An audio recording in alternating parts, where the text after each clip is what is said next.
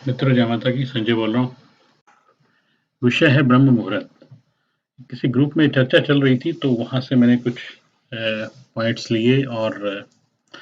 थोड़ी रिसर्च करके आपके लिए कुछ बनाया तो मुझे लगा कि ये जो यूट्यूब के मेरे मित्र हैं, जो मुझे सुनते हैं, मुझे उनके साथ कुछ शेयर करना चाहिए। ये बहुत रोचक विषय है और इसका हमारे शास्त्र के साथ, हमारे आयुर्वेद के साथ और हमारा जो ज्योतिष है, उन तीनों के साथ बहुत गहरा संबंध है। यानी कि तीनों ब्रांचेज़ में से किसी के भी थ्रू आप ब्रह्म मुहूर्त के टाइम को अप्रोच करो, तो आपको उसका ब्रह्म मुहूर्त का तंत्र समझ में आता है। अब मैं इसको कैसे देखता हूँ, क्योंकि ये जो टाइम होता है, अगर आप साइंस के हिसाब से भी समझें, तो इसमें जो एनवायरनमेंट में प्योरिटी सबसे ज़्यादा होती है, ऑक्सीजन की और मिनिमम नॉइज़ पॉल्यूशन होता है। तो उस सेंस में भी अगर हम इसको ज्योतिष के साथ भी कनेक्ट करके देखें कि एनवायरनमेंट में अगर मैक्सिमम ऑक्सीजन लेवल है, यानी कि बृहस्पति की मात्रा इस समय में सबसे ज़्यादा होती है, जिस वजह से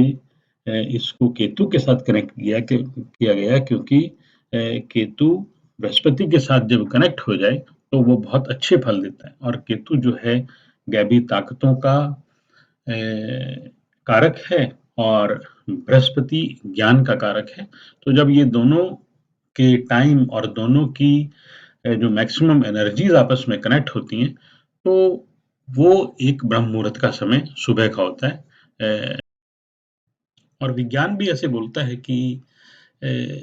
इस समय में जो सुबह का टाइम होता है, इस समय बॉडी का टेम्परेचर सबसे कम होता है और इस टाइम में इस वजह से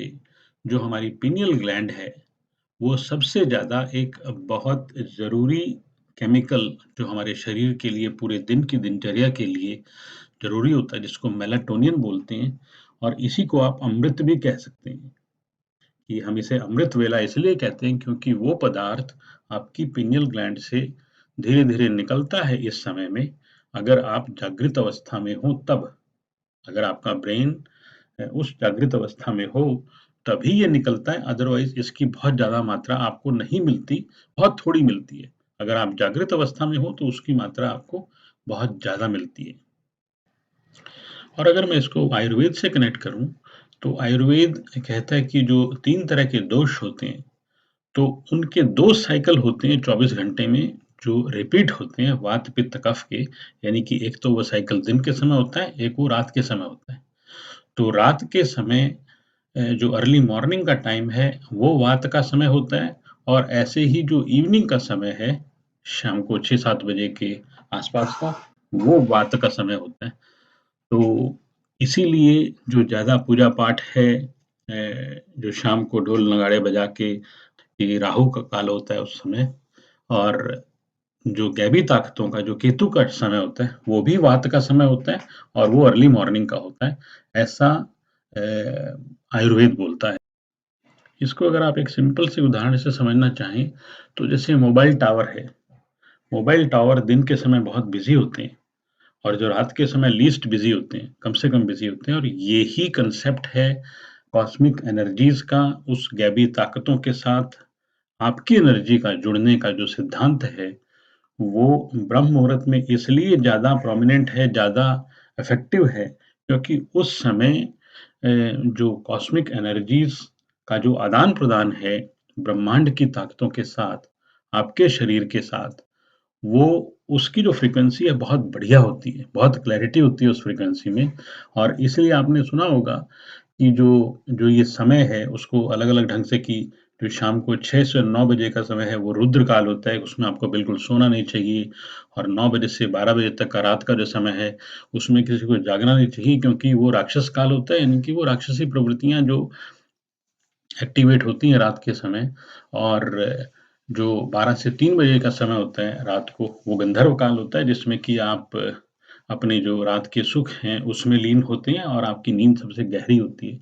लेकिन जो सुबह 3 से 6 बजे का समय होता है, उसको मनोहर काल बोलते हैं और उसी को आप ब्रह्म मुहूर्त बोलते हैं, अमृत वेला बोलते हैं, क्योंकि उसमें आप उस कॉस्मिक पावर्स के साथ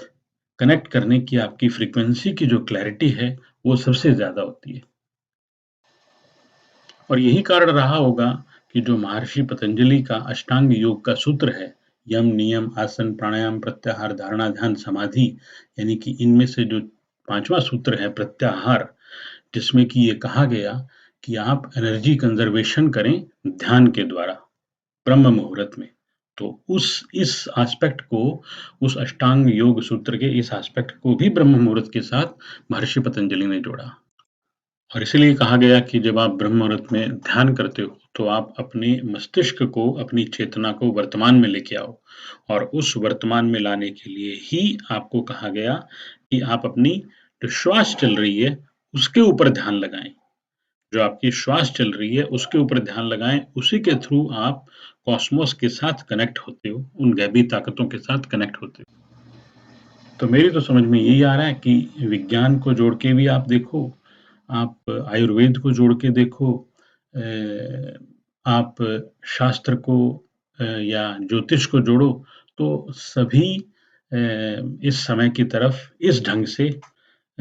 इनका इशारा है कि इसको, इस समय को कैसे देखा जाए। जय माता दी।